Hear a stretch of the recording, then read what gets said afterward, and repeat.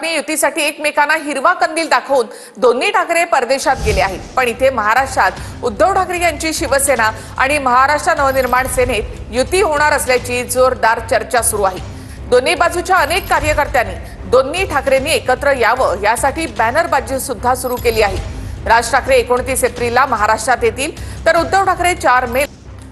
आणखी एक महत्त्वाची बातमी, दोन्ही ठाकरे परदेशात युतीच्या चर्चा मात्र महाराष्ट्रामध्ये। राज ठाकरे आता 29 एप्रिलला आणि उद्धव ठाकरे 4 मेला राज्यात परततील। युतीसाठी उद्धव ठाकरे कमालीचे सकारात्मक आहेत असं संजय राऊतांनी म्हटलेलं आहे। तर युतीच्या चर्चेने अनेकांच्या पोटात गोळा आलाय असं भास्कर जाधव यांनी म्हटलंय। तर दोन्ही ठाकरेंनी एकत्र यावं यासाठी मुंबईमध्ये बॅनरबाजी केली जाते।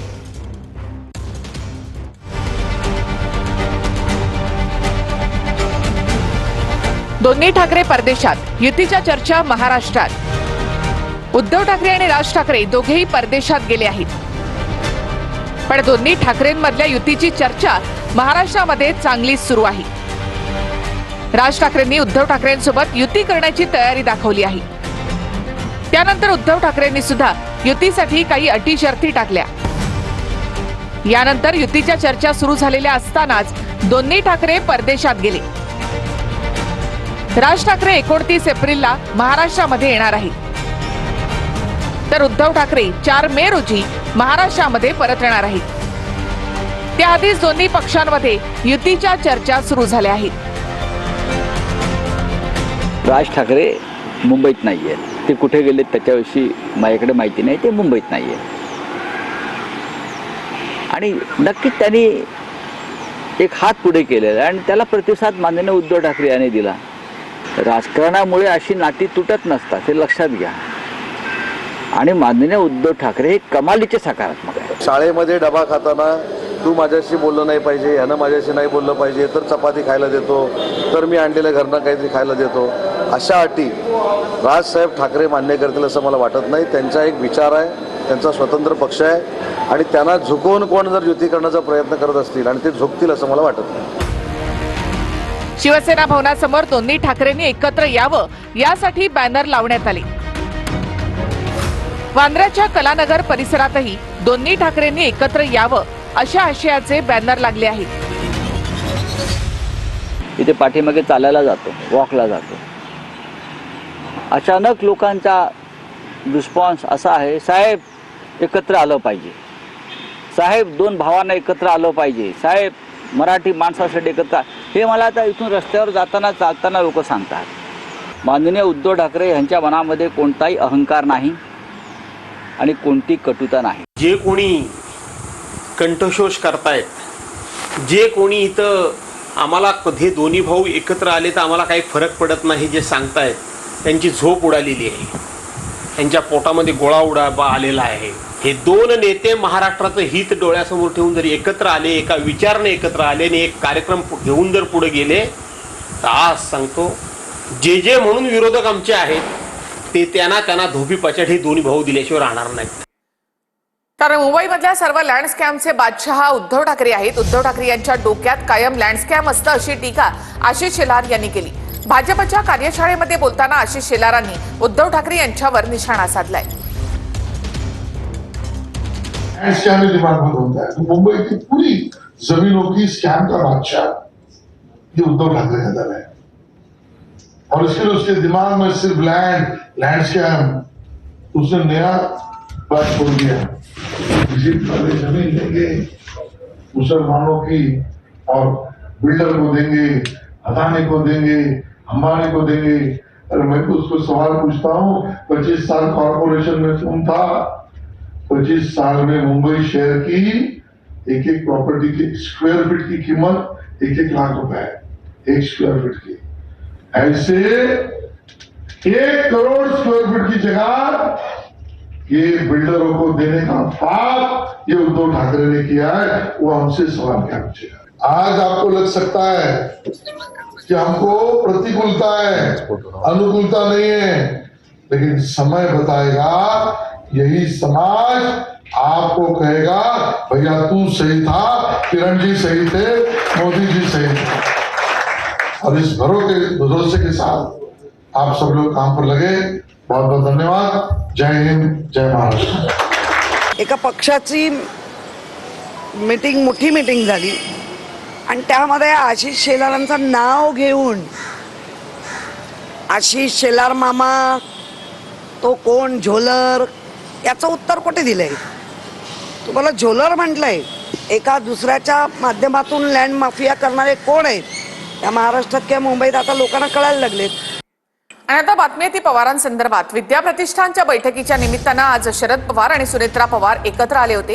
काल पुण्यामध्ये पवार आणि अजितदादांची बैठक पार पडली, तर आज बैठकीच्या निमित्तानं शरद पवार सुनेत्रा पवार एकत्र आले. आजच्या बैठकीला युगेंद्र पवार यांची देखील उपस्थिती होती. यावेळी सुनेत्रा पवारांनी युगेंद्र पवारांना वाढदिवसाच्या शुभेच्छा देखील दिल्या. कुटुंब म्हणून आम्ही एकत्रच आहोत.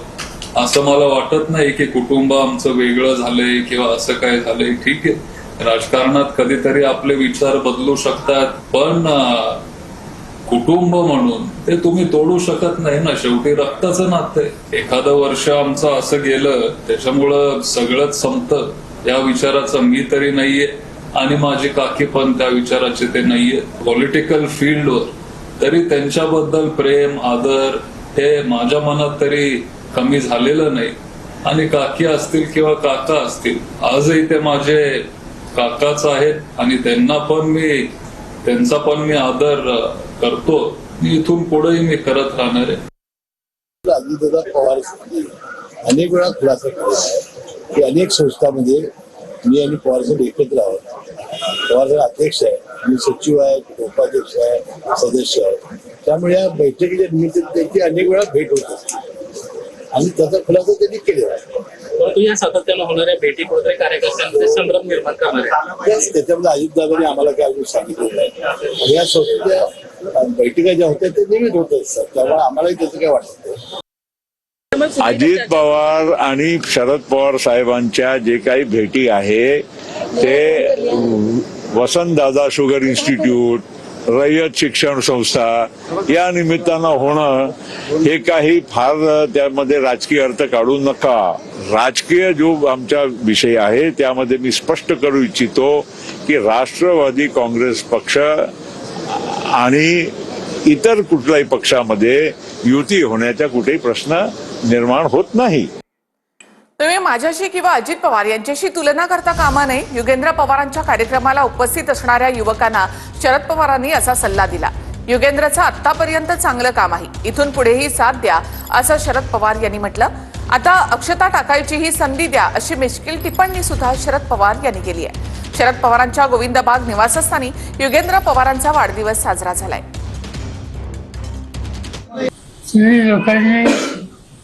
आम्हा लोकांची तुलना करता का मी असो किंवा अजित असो, पण एक गोष्ट लक्षात ठेवा की आम्ही राजकारणात ज्यावेळी होतो त्या सहकारी आमच्या असतात. आज युगेंद्रला तुमच्यावर काम करायचं आहे, सरकार त्यांच्या हातात नाही. हातात कष्ट करायचे आणि त्याबरोबर सत्तेची अपेक्षा आज यासाठी आपण करता कामा नये. मगाशी चेतनाने सांगितलं तुला माझी अभिनंदन. आता हे एकट्याचं अभिनंदन किती दिवस करायचं.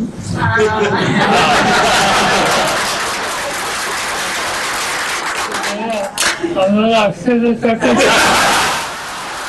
व्यक्तिगत जीवनात आधार नसतो. हा घरात त्याचे आधार दुसरं परत नसतं. त्याचा विचार घालण्यासाठी अशी अपेक्षा करूया आणि माझ्या शुभेच्छा. पुणे जिल्ह्यामध्ये काँग्रेसला दुसरा एक मोठा धक्का बसलेला आहे. भोरचे माजी आमदार संग्राम थोपटेंनी भाजपामध्ये प्रवेश केला. भाजपा प्रदेशाध्यक्ष चंद्रशेखर बावनकुळे, रवींद्र चव्हाण आणि राधाकृष्ण विखे पाटील यांच्या उपस्थितीमध्ये थोपटेंनी भाजपचा झेंडा हाती घेतलाय. याआधी कसब्याचे काँग्रेसचे माजी आमदार रवींद्र धंगेकर यांनीही शिवसेनेमध्ये प्रवेश केला. त्यामुळे पुणे जिल्ह्यामध्ये हा काँग्रेसला दुसरा मोठा धक्का मानला जातोय. काँग्रेस नेते आणि पुणे जिल्ह्यातल्या भोर विधानसभेचे माजी आमदार संग्राम थोपटे यांनी भाजपात प्रवेश केला. भाजप प्रदेशाध्यक्ष चंद्रशेखर बावनकुळे, रवींद्र चव्हाण आणि राधाकृष्ण विखे पाटलांच्या उपस्थितीत थोपटेंचा पक्षप्रवेश पार पडला. मुंबईतल्या भाजप कार्यालयात पार पडलेल्या या कार्यक्रमावेळी थोपटेंचे कार्यकर्तेही उपस्थित होते.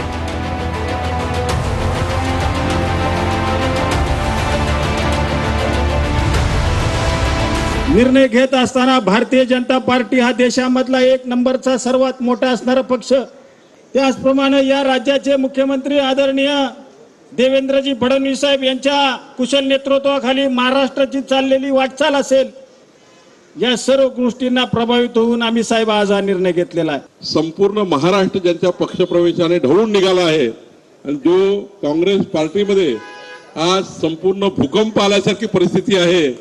संग्राम जिंकला आणि नक्की तो भाजपमध्ये येणार आहे. संग्राम थोपटे हे भोर विधानसभेतून 3 वेळा आमदार राहिले आहेत. संग्राम थोपटे यांचे वडील अनंतराव थोपटे हे भोर विधानसभा मतदारसंघाचे 6 वेळा आमदार होते. अनंतराव थोपटे 14 वर्ष मंत्री होते, ज्यात त्यांनी विविध खात्यांचं कामकाज सांभाळलं होतं. संग्राम थोपटे यांच्या राजगड सहकारी कारखान्याचं कर्ज सरकारनं स्थगित केलं होतं. त्यामुळे थोपटेंनी भाजपात प्रवेश केल्याची चर्चा भोर विधानसभेत आहे. थोपटेंनी काही दिवसांपूर्वी याची पुष्टी केली होती. राजगड सहकारी साखर कारखाना एक सहकारी संस्था आहे. आपण पाहिलं असेल, माझी लोकसभेच्या अगोदरच या राजगड सहकारी साखर कारखान्याची मान्यता असल्याची बातमी आपण प्रसिद्ध केलेली होती. निवडणुकीनंतर ती माझं कर्ज जे मिळालेलं कर्ज होतं ते त्या ठिकाणी तुर्तास स्थगित ठेवण्यात आलेलं आहे. माझं कर्ज रद्द केलेलं नाही, तुर्तास स्थगित आहे. त्यामुळं तिथं एक निश्चित अडचण आहेच. काही दिवसांपूर्वी काँग्रेसचे माजी आमदार रवींद्र धंगेकरांनी शिंदेंच्या शिवसेनेत प्रवेश केला होता. आता संग्राम थोपटेंनीही भाजपचा झेंडा हाती घेतल्यानं पुणे जिल्ह्यात काँग्रेसला मोठा हादरा बसलाय. नांदेडमध्ये तांडा वस्तीच्या निधी वाटपावरून महायुतीच्या नेत्यांमध्ये झुंपली. आमच्याकडे 237 आमदार आहेत, ज्यांना युतीमध्ये राहायचे नाही त्यांनी बाहेर पडावं, असं म्हणत पालकमंत्री अतुल सावेंनी शिवसेना आमदार बाबूराव कोहळीकर यांना इशारा दिलाय. तर 237च्या आकड्यांचं बहुमत मिळालं म्हणून कोणी माज करू नये. 237चं बहुमत शिंदेंचा चेहरा समोर ठेवून मिळाल्याचं कोहळीकर यांनी म्हटलंय. या पद्धतीने शिवसेनेच्या आमदारांना पत्रात जी भाषा वापरली ती महायुतीसाठी निश्चित पोषक नाही. मी याची खूप काळजी करत नाही. 5 वर्ष आमच्याकडे आज 237 आमदार आहेत आणि आम्ही युतीत काम करतोय. ज्याला युतीमध्ये राहायचं, ज्याला नसेल राहायचं ते बाहेर पडते. की 237चा जे एवढा आकडा बहुमत मिळालं त्याचा कोणीही माज करू नये. कारण